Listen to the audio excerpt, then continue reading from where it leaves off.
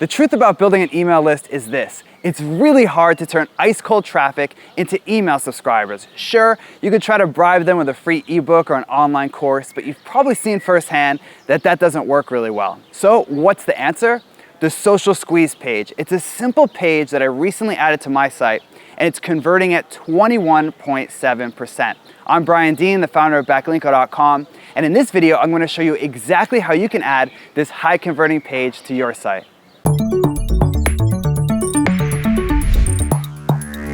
So a few months ago, I had this problem. My site was getting a fair amount of traffic, but I couldn't get anyone to actually subscribe to my email newsletter. So I tried slapping opt-in forms all over my site, and that helped a little.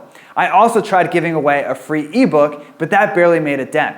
Then one day I stumbled across this page on Copyblogger called How to Write Magnetic Headlines. And I noticed that even though it was a squeeze page that existed solely to collect emails, it was beautifully designed and actually had social sharing buttons on it. And that's when I realized that the tried and true squeeze page still worked. It just needed to be adapted for today's audience. So after a lot of research and experimenting, the social squeeze page was born. And since putting the social squeeze page on my site last year, it's converting at 21.7%, which is 10 times better than any other page on my site. So you're probably wondering, what exactly is a social squeeze page and how can I add one to my site? Well, that's exactly what I'm going to show you how to do right now. So the social squeeze page that's converted so well for me is called How to Rank for Any Keyword. And on the surface, it looks like a simple page with a video on it. And in many ways it is, but there's a lot of important things on that page that make it convert so well. And those are the things that I'm going to walk you through right now.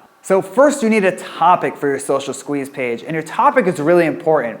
You want to find something that your target audience is hungry to learn more about. That way, they're likely to hand over their email address for more information on that topic. In my case, I did a case study because I knew that most of my readers were sick of reading fluff SEO content from other blogs, and they wanted something actionable and real, and were willing to hand over their email in exchange for learning more information on that topic. So next, it's time to actually create your video. Now, you don't have to stand in front of a camera if you don't want to.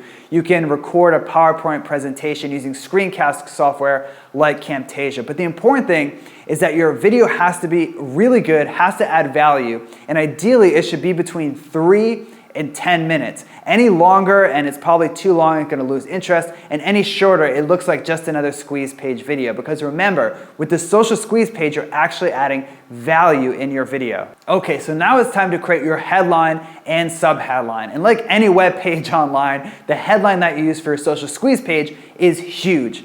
Now, the goal of the headline of your social squeeze page is to give a person a specific benefit that they'll get from watching your video. So for example, if you ran a site about weight loss, you could put something like how to lose 2 inches from your waist by the end of the month. Or let's say that you ran an e-commerce site and you had a blog on that site and your e-commerce site sold rugs. You could have something like how to choose the perfect rug for any room in 3 minutes or less. So once you've reeled them in with the headline, it's time to move on to your subheadline. And the job of the subheadline is to create what's known as an information gap, which basically is going to encourage people to click on your video and watch your video. In my case, my subheadline is, here is the exact step-by-step process that I used. And that opens an information gap because the person's like, what is the step-by-step process that I used? And then they watch the video. Next, you want to add opt-in forms to your page. The first one should go right underneath your video. That's a really important place to put it because when someone's watching the video, their eyes are going to drift around the page, and the more times they see your opt-in form,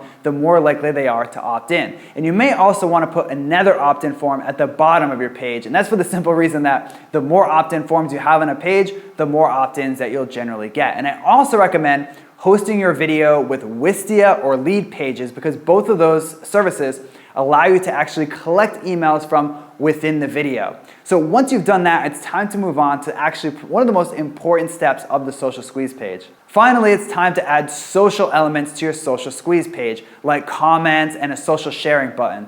And remember, because your video actually provides value, people are going to want to share your video. They're going to want to comment on your video. And because as more people comment and the more social shares you get, the more social proof that page has, the more your conversion rate will actually increase over time. To sum up, the Social Squeeze page is one of the easiest ways to pile email subscribers onto your list. Do you have a friend that's struggling with conversions? Send him or her a link to this video. You'll be helping them and me. And if you want more exclusive marketing tips just like this one, subscribe to my YouTube channel, or better yet, head over to backlinko.com and sign up for the newsletter where you'll get marketing tips and case studies that I only share with subscribers.